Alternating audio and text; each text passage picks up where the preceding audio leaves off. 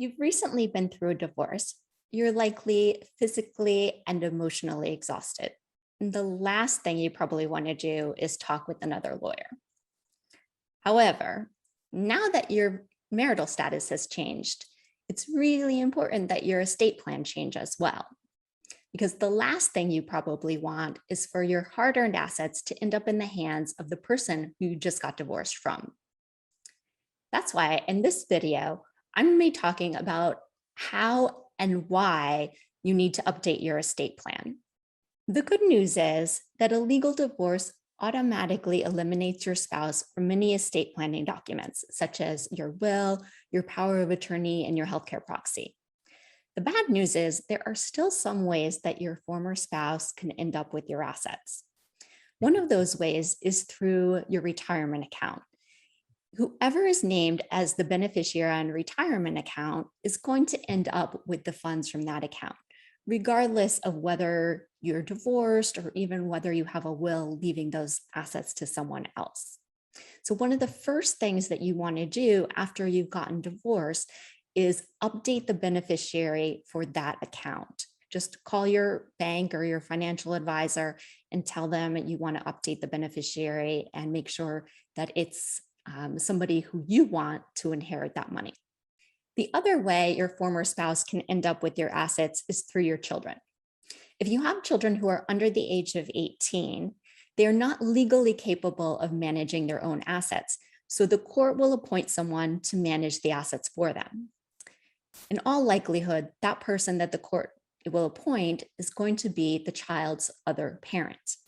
That's probably the last thing that you want for your kids. If your children are older and they pass away without any children of their own, guess who's likely to receive their assets, including the inheritance that you left them? That's right, your former spouse. In order to protect your assets, you want to put in place a complete estate plan. I generally recommend putting in place a revocable living trust in order to avoid probate and potential interference by your ex, especially if you have minor children. When you pass away, you want your living trust to leave the assets to your children in further trust so that if they die, the assets don't revert to your ex. If you have children under the age of 18, you might be wondering if your ex would get full custody of the child if you were to pass away. In all but the most extreme circumstances, the answer is yes. A biological or adoptive parent has a very strong claim to custody of their child.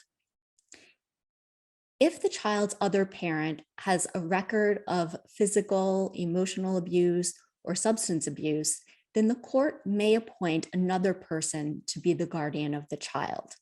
In that case, you want to make sure that the history of abuse is documented and that the person who you would want to have custody is aware of the issue and knows where to find that documentation. In addition to what happens after your death, you also want to make sure a plan is in place for what happens in the event you become incapacitated. A healthcare proxy is a document that allows a trusted person to make medical decisions for you in the event you can't make those decisions yourself.